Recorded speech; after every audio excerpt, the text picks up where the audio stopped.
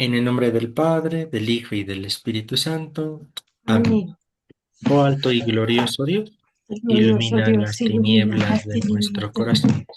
Danos fe recta, esperanza cierta, caridad perfecta, sentido y conocimiento, Señor, para que cumplamos tu santo y veraz mandamiento. Amén. Aquel que es Padre, Hijo y Espíritu Santo, esté con nosotros en esta noche.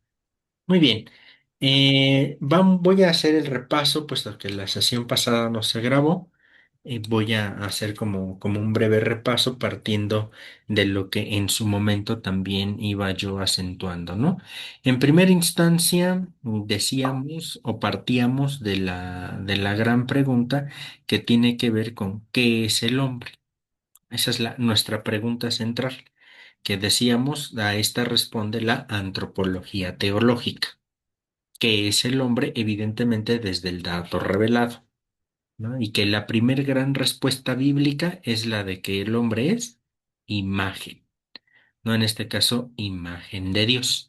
Esa es la primer gran respuesta a la pregunta de qué es el hombre para que te acuerdes de él, como podemos leerlo en el Salmo 8. Esta perspectiva o esta forma teológica de entender al hombre como imagen, recordémosla, la tenemos en Génesis 1, 26 a 27. Ese es el fundamento para hablar del hombre como imagen, ¿no? Y ahí es en donde vamos a estar. Fuimos descubriendo qué cosa es esto del ser imagen, porque se dice como muy rápido y muy bonito, pero a final de cuentas, ¿qué cosa es eso? Y de aquí partíamos a dos grandes características, ¿no? El hombre es imagen de Dios en cuanto que tiene dominio sobre el mundo o dominio sobre la creación. Que esto tiene que verse también, les decía, la idea del dominio con lo que recientemente el entonces Papa Francisco nos decía. El dominio tiene que ver con el cultivo, ¿no? Que incluso les decía quienes trabajen o en algún momento hayan trabajado el campo, saben que si el suelo no se trabaja o no se cuida, no se cultiva, pues nomás no da, ¿no? Entonces que en este caso tendríamos que tenerlo así, el dominio sobre la creación o el cuidado cultivo. Además de eso, hablábamos sobre la relación con Dios y que yo les decía que incluso antes que el solo dominio o el cuidado sobre el mundo, nos encontrábamos en primerísima instancia la relación con Dios como uno de las formas de entender el ser imagen, ¿no? Que decíamos de qué es lo primero que nos ha salvado Dios del no ser, del no existir y que desde que nos ha salvado, desde que nos ha creado, nos ha posibilitado esta relación con Él mismo. Entonces, que la principal característica del ser imagen de Dios, del hombre, es su capacidad de relación con Él mismo, con Dios. Pero también al mismo tiempo decíamos, no solamente es una relación vertical respecto de Dios, sino también tendremos que decir que es una relación horizontal respecto de nuestros semejantes, ¿no? Y que entonces esta es nuestra capacidad de relación. Aquí también comentaba un poquito desde la misma antropología teológica que nosotros tenemos dos grandes constitutivos, ¿no? Lo corpóreo y lo anímico. Y que en este caso lo corpóreo nos lleva a relacionarnos de manera inmediata con nuestros semejantes, ¿no? Mientras que lo anímico o el alma nos lleva a relacionarnos con Dios. Pero al mismo tiempo, no es que cuando nos relacionemos con los demás como que dejemos el alma a un lado, ¿verdad? No. Nos relacionamos principalmente con el cuerpo, claro, pero también con el alma. Y con Dios también es lo mismo, nos relacionamos con el alma, claro, pero no dejamos de lado nuestro cuerpo. No es como que nuestra alma salga un ratito a relacionarse con Dios y luego regrese. Y que aquí decimos un ejemplo muy claro es con los judíos que ellos cuando oran, oran moviéndose todo, ¿no? Que es un gesto bien interesante, ¿por qué? Porque para ellos, bueno, y también para nosotros, pues en ese sentido amplio, pero concretamente para ellos es un alabar, orar a Dios con todo lo que son y como nosotros somos cuerpo, alma, pues entonces se le adora con todo lo que somos, ¿no? Entonces que aunque hay acciones eminentemente carnales, y cuando digo carnales me refiero a lo corpóreo, ¿no? No carguemos de juicio de valor lo carnal de manera negativa, ¿no? Porque ven que a veces como que escuchamos eso, ¿no? Es que eres muy carnal. Y ya como que con ellos se está diciendo como que no aplica para nosotros, ¿no? Como que es nefasto, como malo, no. Aquí carnal nos referimos a carne y hueso. ¿No? Esto es nuestra dimensión carnal. El comer, tan solo el comer, el tomar agua, es alimentar nuestra dimensión carnal. Evidentemente, orar es alimentar nuestra dimensión espiritual, anímica. ¿No? Pero están íntimamente conectados. Les digo, cuando yo tomo agua, pues de manera inmediata, ¿qué estoy haciendo? Estoy alimentando mi cuerpo o saciándolo con agua, pues. Y podremos decir, claro, directamente no estoy saciando mi alma, porque la que tiene sed es mi cuerpo, pero para tomar agua también me valgo de mi alma, ¿no? Igual con Dios, ¿no? La misma analogía.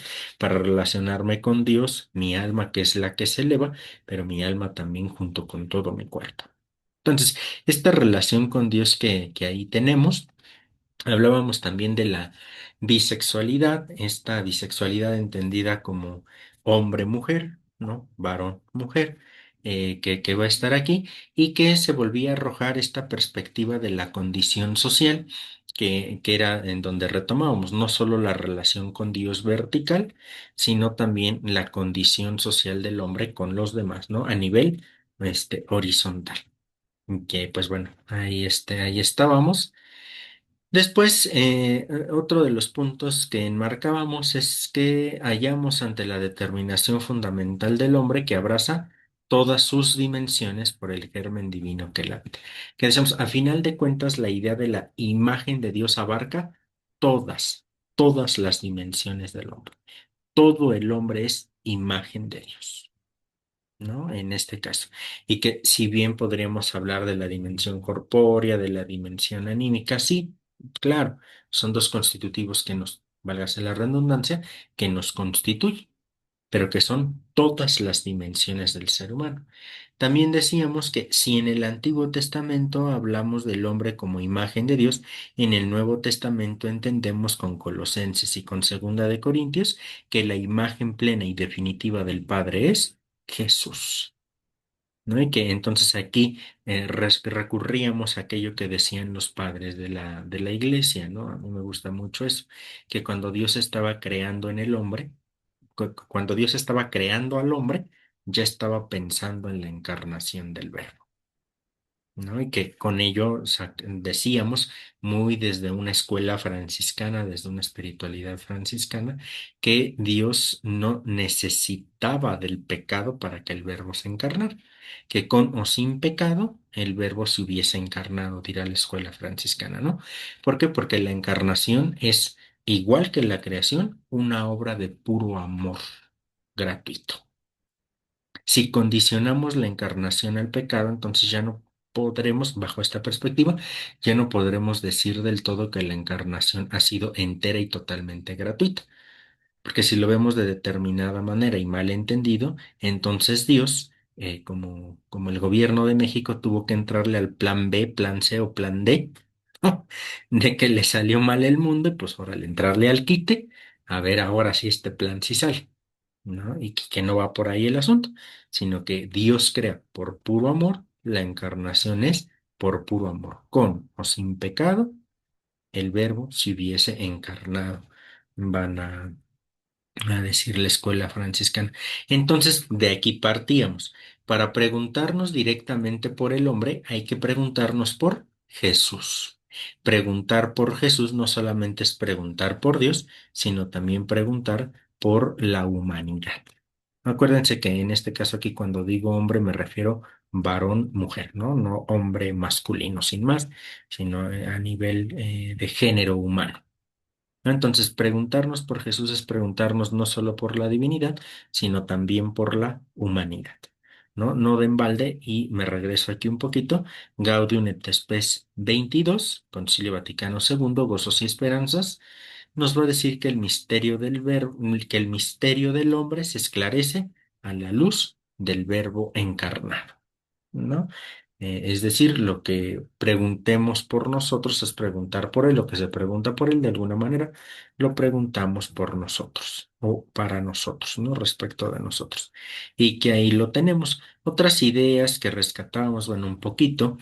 Hablábamos de el alma, ¿no? Que ahí es en donde algunos encontraban la idea o la expresión de la imagen de Dios, el alma, el nous o lo racional, ¿no? La razón o lo racional, que aquí era donde les decía, teológicamente hablando, no podemos simplemente decir que cualquier animalito es racional. ¿No? Porque si lo racional es una característica propia del hombre en cuanto a imagen de Dios, entonces si dotamos de racionalidad a cualquier otra criatura, entonces estaríamos preguntando o abriendo la pregunta de que si aquella criatura racional no sería también imagen de Dios. ¿Sale? Entonces, bajo esta perspectiva, entendemos lo racional solo como característica del hombre mismo. Y bueno, junto con esto del alma hablábamos sobre el hombre interior, ¿no? Otra de las grandes características del ser humano. Estas formas que encontrábamos aquí, también decíamos que no solamente el hombre interior, el alma, ¿no? Sino que también la plasmación del cuerpo humano.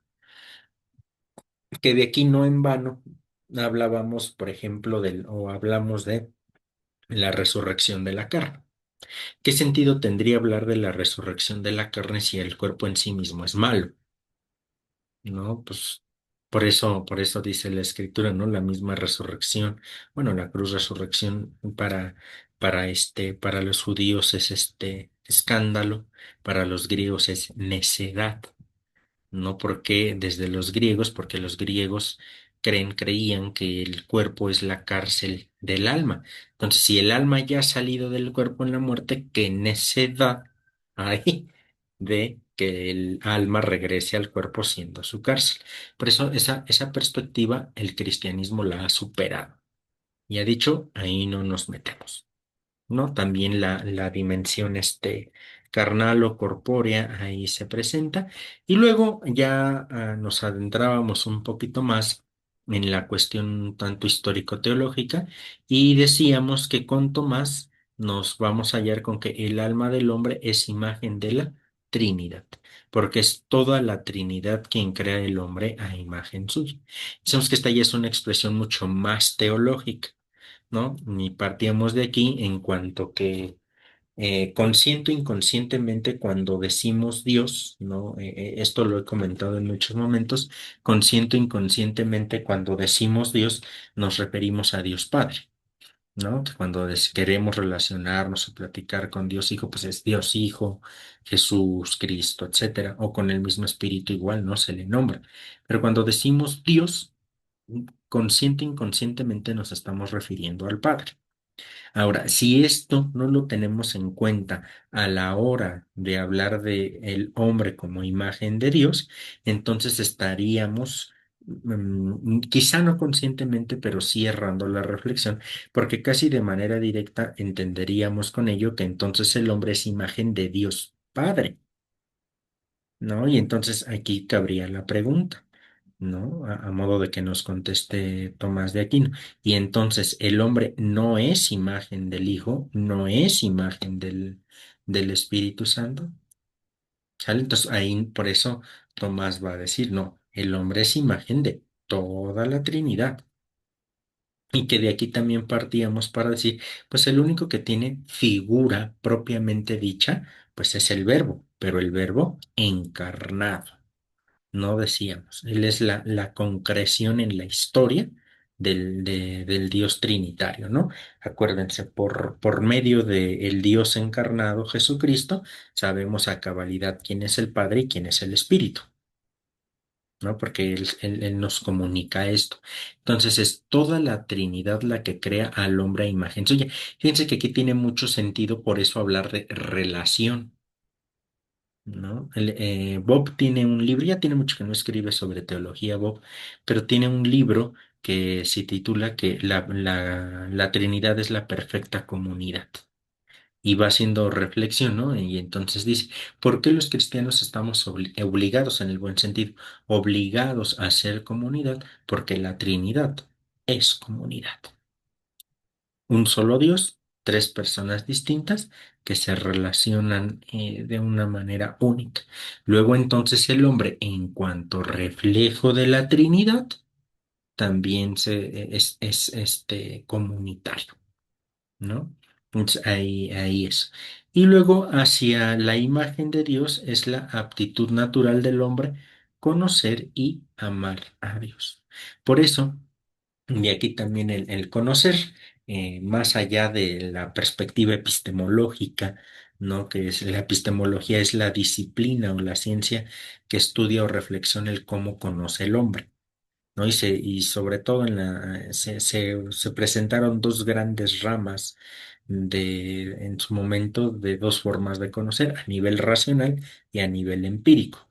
¿Por dónde entra el conocimiento? ¿Por los sentidos, empírico, o por la mente o por la razón, racional? Nosotros podríamos decir que pues entra por ambas perspectivas, ¿no? En ese sentido, tratando de hacer ahí un encuentro, una hilación, como sea, conocer a Dios implica no solo racionalidad, sino también experiencia, ¿no? Experiencia humana. Si no tenemos esto, nomás no podríamos. Y pues del conocer se desprende al amar. Solamente amamos aquello que conocemos. Nosotros cuando vamos por la calle y nos encontramos con un desconocido, ¿a poco lo amamos o la amamos? Pues no, ¿verdad? ¿Por qué? Porque pues ni lo conozco, ¿no? En cambio, si nos encontramos a alguien que sí conocemos, es porque nos detenemos a saludarlo, etcétera, porque quizá no le amemos totalmente, ¿no? Pero sí le estimamos, sí, ¿me explico? Entonces, en este caso, el conocer va al amar y el amar a mejor conocer. Y ahí fue donde nos quedamos, ¿no? Bien, entonces, ¿quién puede ayudarnos a iniciar la lectura de esta noche? Aquí no parece que la idea del hombre.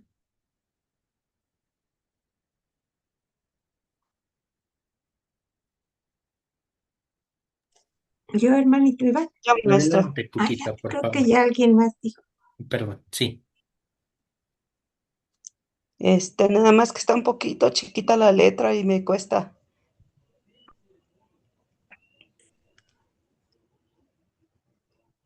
Listo, Marcia, ahí ya Ah, mejor.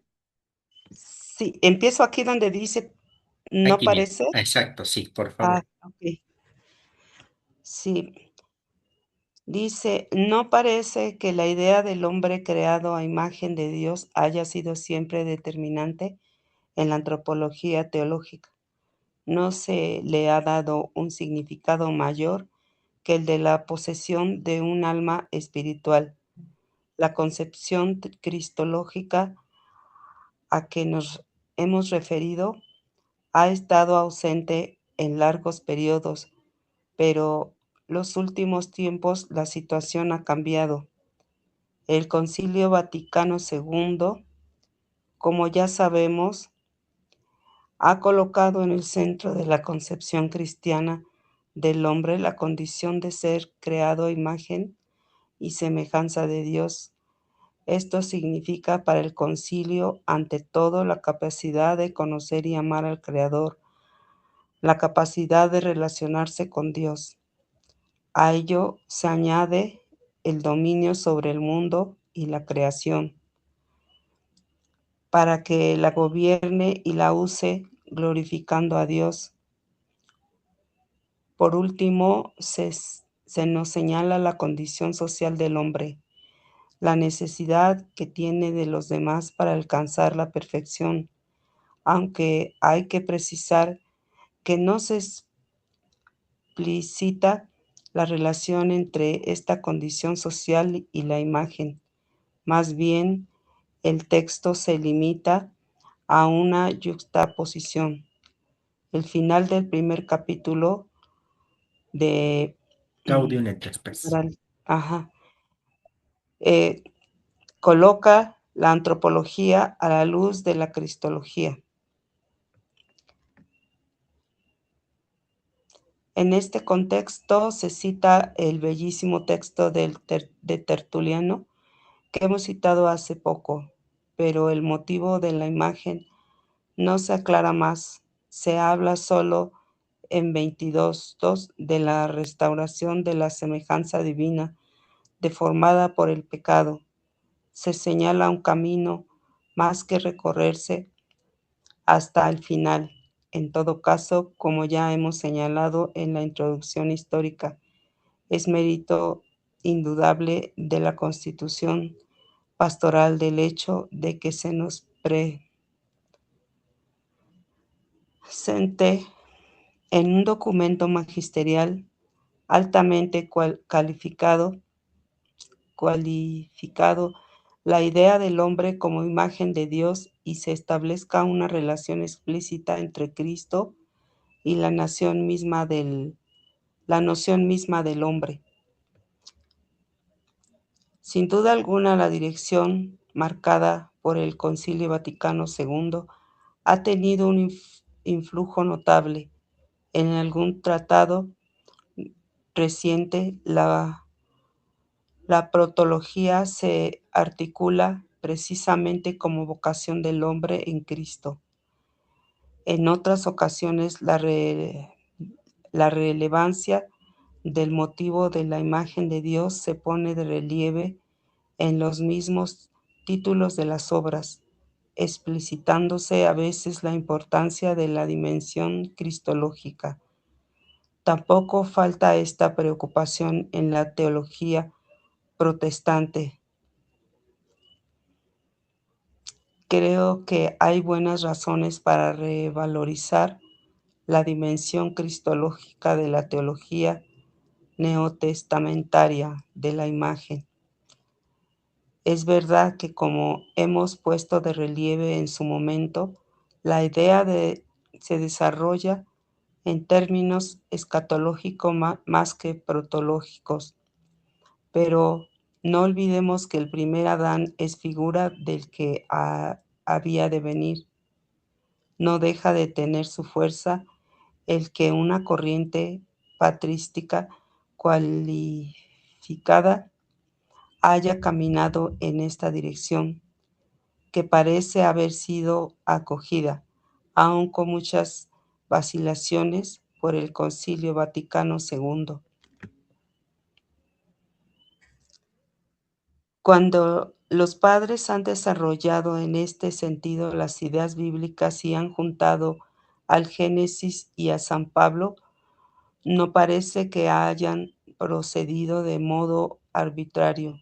En efecto, si toda la economía de salvación se apoya en Cristo y hay una unidad radical de creación y salvación de Antiguo y Nuevo Testamento, no parece equivocado pensar que lo que será al final es el cumplimiento del designio eterno de Dios, la vocación divina del hombre en Cristo, la llamada a ser conforme a Él, ha de existir ya desde el primer instante. De lo contrario, la salvación sería algo intrínseco, independiente de lo que el hombre es desde su creación. Hay que combinar aquí dos exigencias, la de la novedad de Cristo y la de la unidad del designio de Dios. En Cristo se manifiesta de modo ciertamente imprevisible lo que desde el comienzo se orientaba hacia Él. La gratitud total del acontecimiento, Cristo, su no deducibilidad del hecho de la creación ni de las aspiraciones humanas, cualesquiera que éstas sean, que nunca subrayemos lo suficiente, no debe llevar al trincecismo, a considerar que la perfección de Cristo afecta al mundo y al hombre solamente desde fuera. El pensar en el hombre como imagen de Dios en términos cristológicos no significa desconocer todos los demás aspectos que señalábamos en nuestra exposición histórica. La relación con Dios y nuestra capacidad de conocerle y amarle se realizan con la mediación de Jesús. Jesús es el único que el Padre ha constituido Señor de todo, en el dominio del hombre sobre las criaturas, siempre según el designio del Creador. Es el dominio de Cristo el que se realiza porque hacia Él caminan todas las cosas. La dimensión social del hombre tiende a la construcción del cuerpo de Cristo, que es la Iglesia, que se reúne a imagen de la Trinidad. Concilio Vaticano II. Con la cita de San Cipriano. Gracias, Marce. Entonces vemos aquí cómo la lectura va cerrando justamente con la idea de relacionar la idea de la imagen a su vez con Jesús, ¿no? Ya esto ya iba saliendo. Jesucristo es la plena revelación del Padre. Luego entonces preguntarnos por el Padre es casi como decir, ¿no? Quiero conocer a tal persona, pero me ayudo de mi amigo que sí conoce a tal persona. ¿Me explico? ¿No? Como esta expresión. ¿Por qué? Porque Jesucristo va a ser el mediador único y por excelencia, evidentemente, entre la divinidad y la humanidad. Fíjense en este caso cómo la antropología tiene su plenitud en la cristología. Dicho de otra manera, la antropología tiene como meta la cristología, pero la cristología tiene como base la antropología, ¿no? ¿Por qué? Porque entonces, vuelvo a decirlo, preguntarnos por Cristo forzosamente, en el buen sentido de la palabra, forzosamente es preguntarnos por el hombre, puesto que Él es hombre, ¿no? Y entonces, a partir de aquí, esta última conexión que va haciendo nos va a servir para nuestra siguiente lectura, que es la dimensión social del hombre. Porque si ya dijimos que una de las expresiones del ser imagen de Dios es la dimensión social del hombre, habría que precisar cómo es esa o cómo tendría que ser aquella dimensión social. Sobre todo esto desde el aspecto teológico, pero también lo vamos a ir viendo o haciendo desde cómo engranarlo o encajarlo en nuestra sociedad contemporánea, ¿no? Concretamente en nuestro país, México, claro, pero que a final de cuentas, lo hemos compartido también muchas veces, estamos en diferentes estados, ¿no? O en diferentes lugares, incluso de la misma ciudad o del mismo estado, y que eso ya también va cambiando un poco o un mucho la realidad en la cual nos encontramos, ¿no? Lo cierto es que nuestro país pues atraviesa por donde le veamos pues una situación difícil. Entonces, ¿cómo tendría que ser la dimensión social del hombre? Desde la antropología teológica, en el contexto que ahora estamos viviendo, sería el siguiente paso a dar apoyados de la reflexión teológica. ¿Sale? Pero bueno, comentarios finales sobre esta lectura. Y esto último que leíamos, pues ya más bien va a ser como una especie de conclusión, ¿no? Ahora como más dicho en función de que inicié propiamente con la recapitulación de la semana pasada, entonces también eso como que ayuda. Pero bueno, ¿algún comentario final de esto?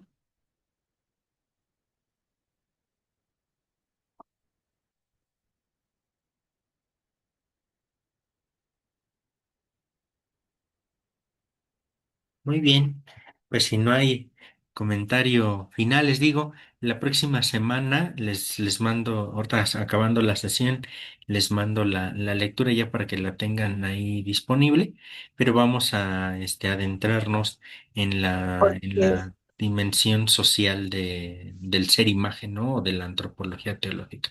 Sí, Marce, adelante. porque ser desconocer todo esto, pues no, pues estamos ajenos y por eso andamos en otros lados, desconociendo nuestra identidad, desconociendo lo que nos constituye, que solamente el cuerpo con los sentidos es lo que le damos gusto y no hay otra cosa, ¿verdad? Desconocemos todas estas dimensiones, desconocemos nuestra identidad, desconocemos lo que somos muy amados, hijos de Dios, y pues hay yo creo que muchísima ignorancia y también pues las potencias que el Señor nos dio no las estamos utilizando, las estamos ignorando, pero pues es también voluntad, es decisión, es libertad, entre comillas, ¿verdad? Sí, sí, hermano. Sí, digo, a final de cuentas, esto también nos debe de llevar a tener un reflejo, ¿no? Y de cómo, la pregunta aquí concreta sería, ¿cómo nosotros estamos llevando a cabo o cómo estamos viviendo nuestro ser imagen de Dios? Con todas estas características, ¿no? Estoy siendo racional, y racional no me refiero como a sobrepensar, ¿no? Las cosas. Pero a final de cuentas, sí, cómo estoy razonando, cómo estoy siendo sociable o no estoy siendo sociable. Claro que esto tampoco significa pues irse a tomar café con todo mundo, ¿verdad? Y a toda hora echar chismecito, pues tampoco, pues, pero vamos, cómo se va generando todo esto, cómo voy cuidando la creación, también un tema muy contemporáneo, ¿no? Y aquí sí se ha insistido mucho en teología, ¿no? En no tomar este tema como una moda, ¿no? Ah, pues es que ahora resulta moda hablar de ecología. Entonces, pues desde teología tendremos que hablar de ecología por sumarnos a esta moda. No, más bien el problema ambiental que tenemos ahora hizo a la teología repensar su antropología teológica, porque la creación se estudia dentro del Tratado de Antropología Teológica. ¿No? Concretamente. Entonces, desde ahí, poder hablar o poder dialogar también con todo esto. Entonces, sería también una función ahí. Muy bien. ¿Algún otro comentario?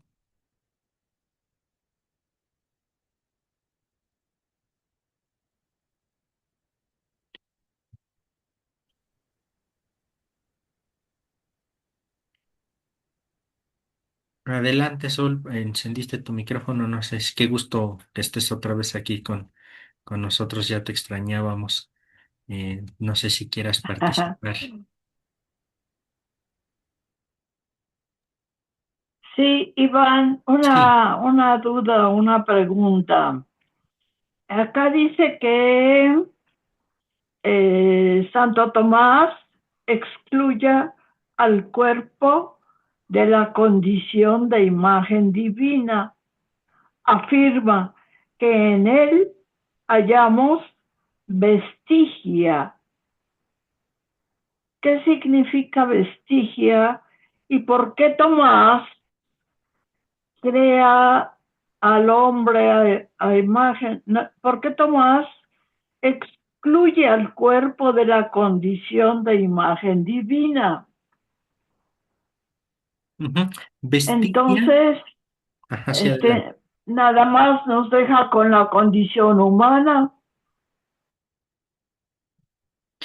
Aquí tendremos que en primer momento, tendremos que decir, el vestigia va a estar, o está escrito en latín, ¿no? Y vestigia es el plural de los vestigios o de las señales de Dios. Entonces, incluso con Tomás de Aquino y bueno, y con otros tantos, va a decir que la razón es sumamente importante. ¿Por qué? Porque por medio de la razón yo me puedo percatar, por medio de la razón, de que eso que está delante de mí son vestigios o señales de que hay un Dios creador. Entonces, mi razón no sé, voy a poner un ejemplo ahora cualquiera, ¿no? Mi razón me lleva a entender que alguien hizo esta taza. Alguien inteligente, alguien que la pudo pensar, alguien que le tuvo un fin, y mi mente me lleva a decir, claro, hay alguien mayor que hizo esta taza y quien hizo esta taza es Dios. Pero se fijan, no es que Dios sea sino que la taza me lleva a pensar en Dios. Bueno, ahora pongo el ejemplo de la taza, ¿no? Pero particularmente la razón, la creación, etcétera. A eso se le llama los vestigios de Dios.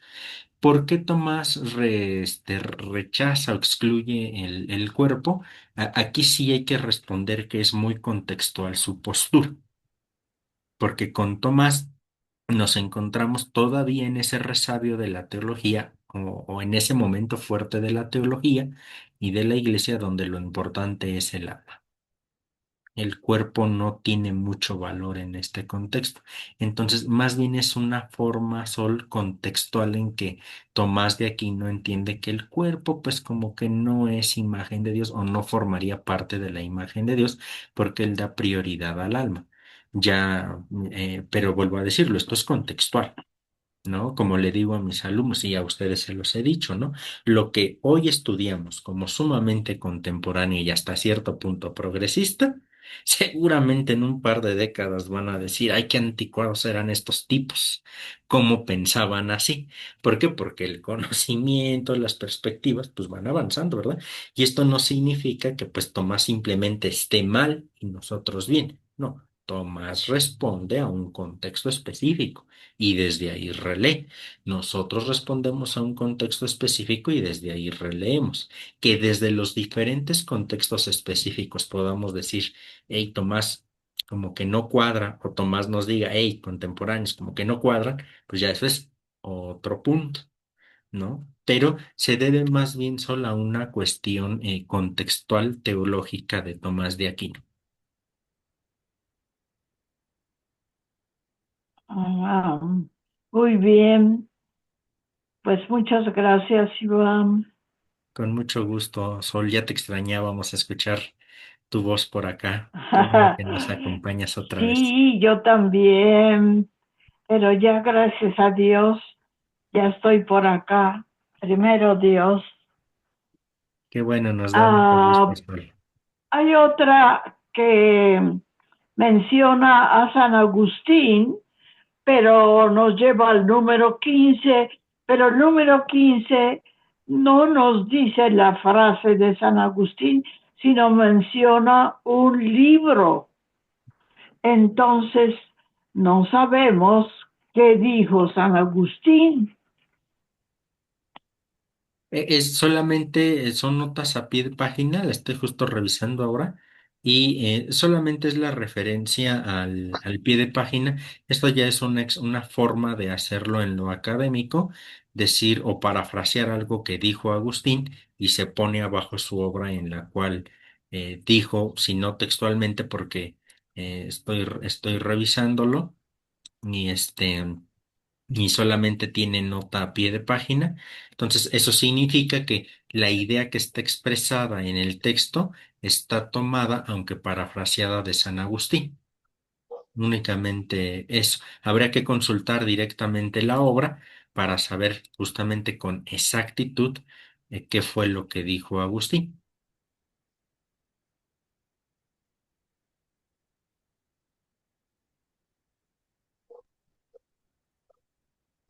Muy bien, muy bien. Ale, te escuchamos. Ah, pues primero, muchas gracias por el resumen de la vez pasada. Muchísimas Ujú. gracias. Y sirvió muy bien para enlazar ahorita lo siguiente del tema, ¿sí? Entonces, pues, aprendí mucho. Muchas gracias. Y me gustó mucho esta frase, ¿no? La Trinidad es la perfecta comunidad, que es un libro de Bob, ¿no? O Sí. sea, porque para mí, desde hace un tiempo, me llama mucho la atención que estudiemos esto, o sea, más profundo en nuestra fraternidad de la Orden Franciscana, para que vayamos viendo realmente cómo debe ser nuestro comportamiento, ¿no? Y la otra es conocer a Dios para amarlo. Desde hace tiempo yo también me preguntaba, ¿realmente la gente que dice conocer a Dios, pero que no está haciendo lo que Dios quiere, lo conocen? O sea, digo, porque Dios es en plenitud, ¿verdad? La justicia, pero resulta que la persona es injusta. Dios es verdad, pero resulta que dicen mentiras. Y entonces así, ¿no? Entonces, y los vemos, bueno, los veo muy piadosos, ¿no? En la iglesia y todo, pero con un comportamiento completamente diferente. Entonces digo, ¿dónde está lo que dice que aman? O sea, creo que no conocen lo que es Dios, porque, o sea, han creado otro Dios, han creado otra imagen de Dios que es a su, pues a su medida, ¿no? Que no los cuestiona, ¿no? Entonces, aquí eso también me ayudó mucho, lo que dice, ¿no? Conocer a Dios para amarlo. O sea, entre más conozco a Dios, entonces ahora sí puedo decir, sí lo amo. Cuando amo la justicia, cuando amo la verdad, cuando amo la sinceridad, todo lo bueno, ¿no? Que existe. O sea, Dios es todo eso en plenitud. Entonces, si yo amo todo esto, entonces ahora sí puedo decir, amo a Dios y conozco a Dios, ¿no? Entonces, pues también me ayudó mucho a esclarecer esto que traía yo desde hace tiempo, ¿no? Lo vengo pensando. Muchas gracias, Iván. Muchas gracias. Hasta luego. Con mucho gusto, Ale. Sí, esta expresión que si ustedes gustan es más tomada un tanto desde el dato filosófico relacional, pero que lo llevamos hacia la teología, ¿no? En este caso es evidente, ¿no? Con quien no nos relacionamos, pues no lo conocemos. Y si no lo conocemos, no lo amamos, ¿no? No lo buscamos, no procuramos, no lo buscamos, pues básicamente. Entonces, evidentemente, conocer a Dios no implica única y exclusivamente saberse la escritura al derecho y al revés, ¿no? O los dogmas de pe a pa. Por supuesto, eso es parte del ser cristiano, es parte de nuestra identidad, ¿no? El conocerlos, ¿no? Y demás. Pero conocer a Dios implica la experiencia, implica Ujú, la sí, relación, ¿no? Y claro, desde sí. ahí entonces, esta forma de decir, ¿cómo voy a hacer lo que Dios me pide solo a nivel racional? No, a nivel experiencial. Por eso decíamos, bueno, con la lectura, que el ser imagen de Dios implica en el hombre todas sus dimensiones. No solamente lo racional, no solamente lo anímico, no solamente lo corpóreo, sino la totalidad de lo que Él es y desde ahí entonces expresar esta relación con Dios, ¿no? Entonces, por ahí. Gracias. Con mucho gusto, Ale.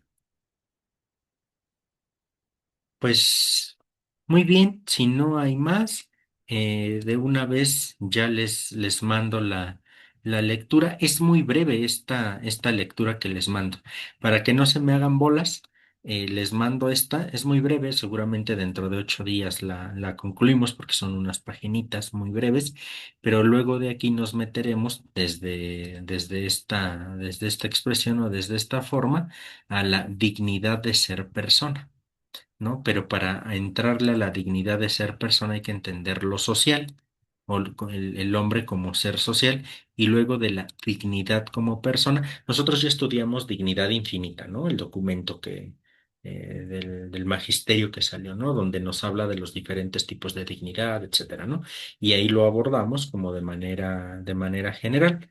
Y en este caso, vamos a, bueno, la siguiente lectura, no la de dentro de 8 días, sino la posterior, vamos a comenzar preguntándonos, por ejemplo, de dónde viene el término persona, ¿no? Porque la persona ya no solamente se nos da a nosotros, sino en primera instancia era un término ocupado para bueno, para cada una de las personas de la Trinidad. Vamos a hacer ese recorrido para ver la dignidad de la persona y cómo la dignidad de la persona viene a ser la base de lo que hoy contemporáneamente se llama derechos humanos.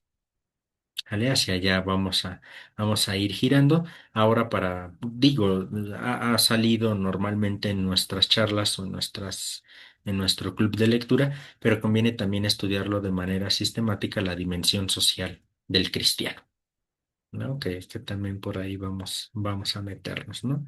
Y leo un comentario aquí de Gloria, lo podemos ver en la vida de San Francisco, en lo de ver, conocer y amar, ¿te refieres a eso, Gloria? Sí, maestra, lo que decía ahorita la Ale, Ajá. que no nada más es llenarnos de conocimiento, sino llevarlo a la práctica.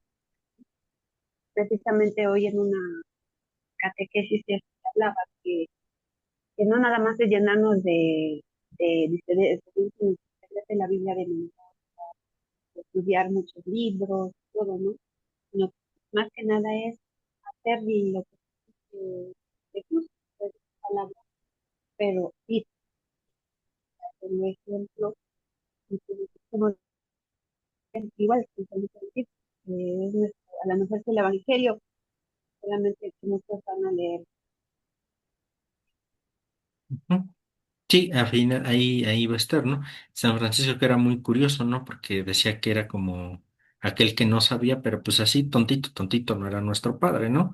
Sabía italiano, francés seguramente por su madre, italiano, latín, si no, no podía haber leído las escrituras, ¿no? Entonces, así como tontito, tontito no era nuestro padre, pero lo importante, pues justo es esta expresión de humildad, ¿no? También de San Francisco. Y justamente Un gran ejemplo para estar de todo, y, pues, o sea, pasando por su condición social, ¿no? Y luego ajá, abandonó todo, dejó todo, y, como dice, y yo, sí, de abandonar todo, perdí a los hermanos, ¿no? De lo que me encanta su condición. Dice que él le tenía de cosa, no refugio, ¿no? Y cuando abrazó a Lepros, pues ahí él sintió que ya se había, bueno, ujú. no sé si esté bien, lo leí en es un texto de Sí, sí, sí, sí, no, muy bien ahí, ¿no? Y Francisco como ejemplo de todo esto. Muy bien, muchas gracias, Gloria. Pues vamos cerrando nuestra sesión del día. Digo, ahí tienen esta lectura.